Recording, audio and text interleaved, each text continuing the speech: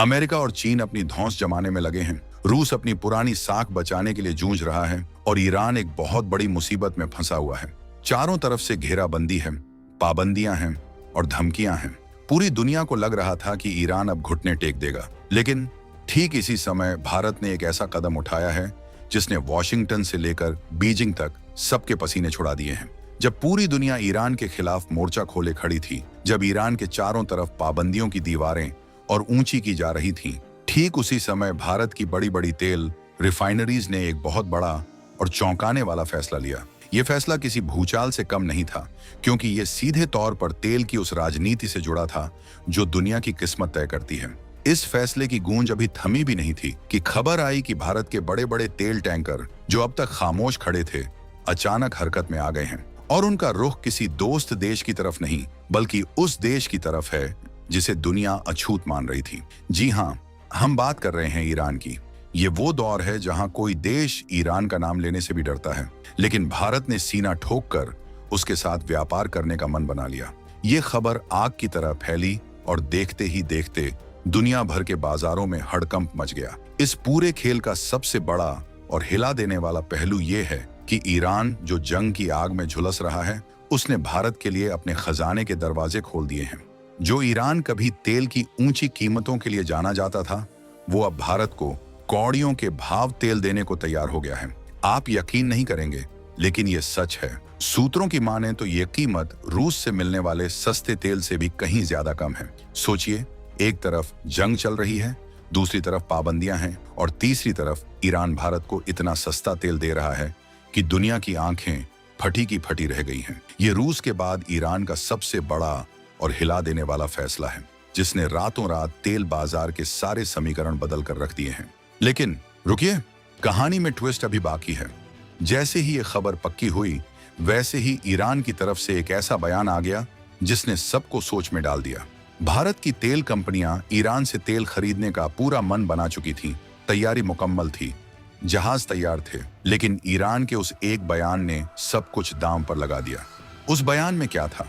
क्या ईरान ने आखिरी मौके पर पैर पीछे खींच लिए, या फिर ये कोई बहुत बड़ी चाल थी जिसका अंदाजा भारत को भी नहीं था? ये वो सवाल हैं जो इस पूरी कहानी को एक गहरा और रोमांचक मोड़ देते हैं। यहाँ पर भारत सरकार की भूमिका बहुत अहम हो जाती है। जब दुनिया भर में तनाव चरम पर है, जब एक एक कदम फूंक फूंक कर रखने की जरूरत है, तब मोदी सरकार का ये प्लान किसी मास्टर स्ट्रोक से कम नहीं लग रहा था। इस प्लान के तहत भारत को न सिर्फ सस्ता तेल मिलने वाला था, बल्कि उसे अपनी ऊर्जा सुरक्षा को भी मजबूत करने का मौका मिल रहा था। लेकिन ईरान के उस बयान ने इस पूरे प्लान पर पानी फेरने का खतरा पैदा कर दिया।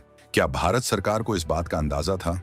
क्या ये उनकी रणनीति का हिस्सा था, या फिर भारत एक बहुत बड़ी कूटनीतिक चाल में फंस गया था? अब बात करते हैं उस तकनीकी पेंच की जिसकी वजह से ये पूरा मामला अटका हुआ है। दरअसल, जब कोई देश किसी दूसरे देश से तेल खरीदता है तो उसके लिए पैसे चुकाने पड़ते हैं, लेकिन ईरान पर लगी पाबंदियों की वजह से डॉलर में पेमेंट करना नामुमकिन है।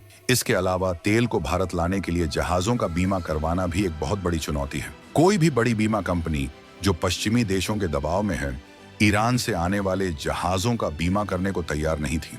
ये वो दो सबसे बड़ी चट्टानें थीं जिनसे भारत का ये तेल प्लांट टकरा रहा था।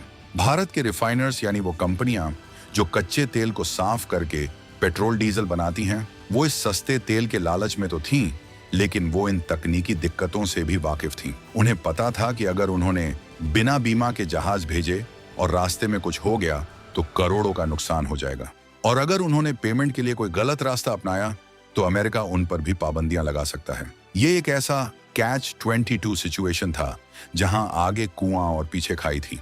इसी बीच ईरान से आ रहे तेल टैंकरों की सैटेलाइट तस्वीरें सामने आने लगीं।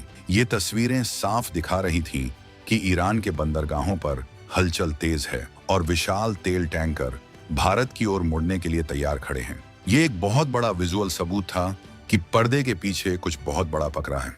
दुनिया भर के भू राजनीतिक एक्सपर्ट्स इन तस्वीरों को देखकर हैरान थे। उन्हें समझ नहीं आ रहा था कि जब इतनी सारी मुश्किलें हैं तो फिर ये जहाज कैसे चलेंगे, कौन इनका बीमा करेगा और पेमेंट कैसे होगा। लेकिन भारत, जो 2026 में एक अलग ही तेवर में है, वो किसी के दबाव में आने वाला नहीं था। भारत ने साफ कर दिया था कि उसकी पहली प्राथमिकता उसके अपने देश के हित हैं। अगर उसे सस्ता तेल मिल रहा है जिससे उसके करोड़ों देशवासियों को फायदा होगा, तो वो उसे खरीदने से पीछे नहीं हटेगा। ये भारत की स्वतंत्र विदेश नीति का एक बहुत बड़ा और कड़ा इम्तिहान था। क्या भारत इस इम्तिहान में पास हो पाएगा? क्या वो अमेरिका और उसके सहयोगियों के दबाव को झेल पाएगा? इधर ईरान के अंदरूनी हालात भी तेजी से बदल रहे थे। जंग की वजह से ईरान की अर्थव्यवस्था चरमरा गई थी। उसे पैसे की सख्त जरूरत थी। उसके लिए अपना तेल बेचना मजबूरी बन गया था। ऐसे में भारत जैसा बड़ा और भरोसेमंद खरीदार उसे खोना नहीं चाहता था। शायद यही वजह थी कि ईरान ने भारत को इतना सस्ता तेल देने का ऑफर दिया था। ये एक तरह से ईरान की भी मजबूरी थी। लेकिन फिर वो बयान क्यों? क्या वो बयान सिर्फ दुनिया को दिखाने के लिए था, या फिर ईरान के अंदर भी इस फैसले को लेकर कोई मतभेद था? ये पूरा मामला अब एक त्रिकोणीय मुकाबले में बदल गया था। एक तरफ भारत जो अपने हितों के लिए अड़ा था, दूसरी तरफ ईरान जो मजबूरी में सस्ता तेल दे रहा था लेकिन उसके बयानों में विरोधाभास था, और तीसरी तरफ अमेरिका जो इन दोनों पर नजरें गड़ाए बैठा था और पाबंदियों का डंडा घुमा रहा था। ये एक ऐसा रोमांचक खेल था जहां हर चाल बहुत सोच समझकर चलनी थी।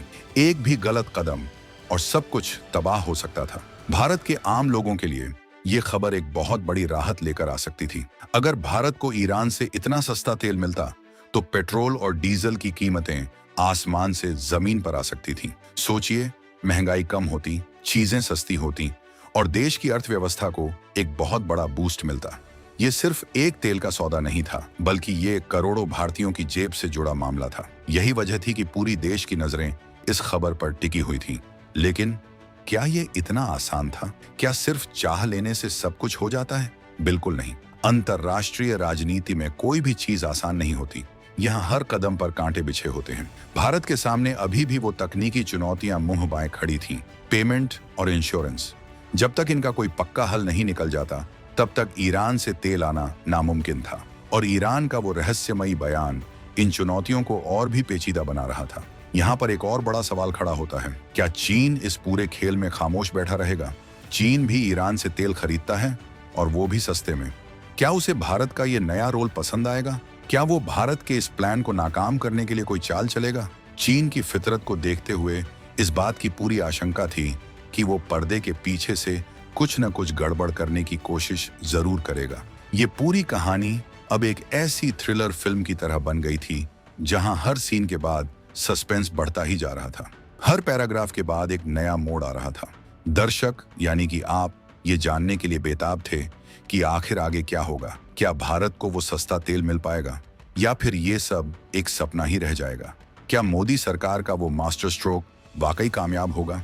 अब थोड़ा गहराई में चलते हैं और उस पेमेंट क्राइसिस को समझते हैं। जब अमेरिका ने ईरान पर पाबंदियां लगाईं, तो उसने ईरान को स्विफ्ट सिस्टम से बाहर कर दिया। स्विफ्ट एक ऐसा अंतर्राष्ट्रीय बैंकिंग नेटवर्क है जिसके जरिए दुनिया भर के बैंक आपस में पैसों का लेन देन करते हैं। इसके बिना एक देश से दूसरे देश में पैसा भेजना बहुत मुश्किल हो जाता है। भारत के लिए ईरान को तेल के पैसे चुकाना एक बहुत बड़ी सिरदर्दी बन गया था। भारत ने पहले रुपी रियाल मैकेनिज्म का इस्तेमाल किया था, लेकिन वो इतना कारगर नहीं रहा।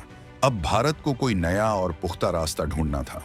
शायद भारत और ईरान दोनों मिलकर किसी ऐसे रास्ते पर काम कर रहे थे जिसकी भनक दुनिया को नहीं थी। शायद वो डिजिटल करेंसी या किसी और देश की करेंसी के जरिए लेन देन करने की योजना बना रहे थे। ये एक ऐसा राज था जिसे दोनों देश बहुत संभल कर रख रहे थे। लेकिन ईरान के उस बयान ने इस राज से भी पर्दा उठाने का खतरा पैदा कर दिया था। क्या ईरान ने गलती से कुछ ऐसा कह दिया था जो उसे नहीं कहना चाहिए था? जितना ज्यादा हम इस कहानी की तह में जाते हैं, उतना ही ज्यादा ये साफ होता जाता है कि ये सिर्फ तेल का सौदा नहीं है। ये एक बहुत बड़ा पावर गेम है। ये एक ऐसा गेम है जहां भारत अपनी ताकत और अपनी आजादी का लोहा मनवाने की कोशिश कर रहा है।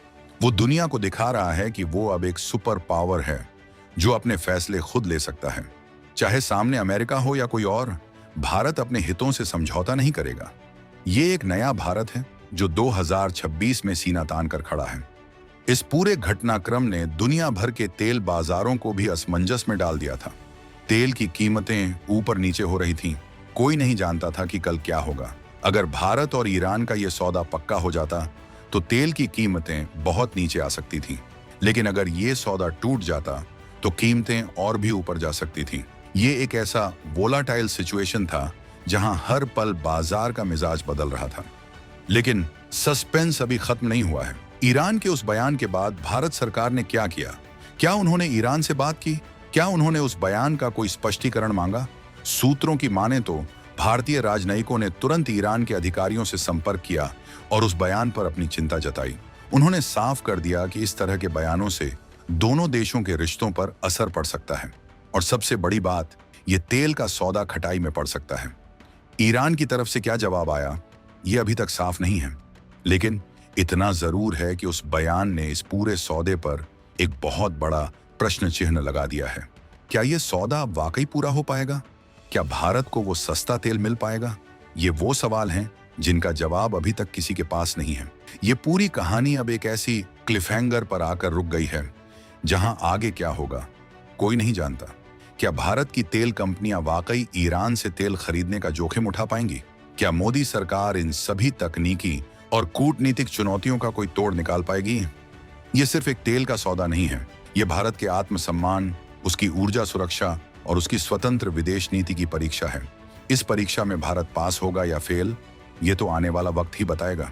लेकिन एक बात तो तय है, भारत ने इस कदम से दुनिया को दिखा दिया है कि वो अब एक बड़ा खिलाड़ी है जो अपने हितों के लिए किसी भी हद तक जा सकता है। ये एक ऐसा राष्ट्रवादी कदम है जिस पर हर भारतीय को गर्व होना चाहिए। क्या आप भी ऐसा ही मानते हैं? ये पूरी कहानी, जिसमें रोमांच, सस्पेंस और देशभक्ति का एक अद्भुत मिश्रण है, हमें ये सोचने पर मजबूर कर देती है कि अंतर्राष्ट्रीय राजनीति कितनी पेचीदा होती है। यहाँ कोई परमानेंट दोस्त या दुश्मन नहीं होता, सिर्फ परमानेंट हित होते हैं।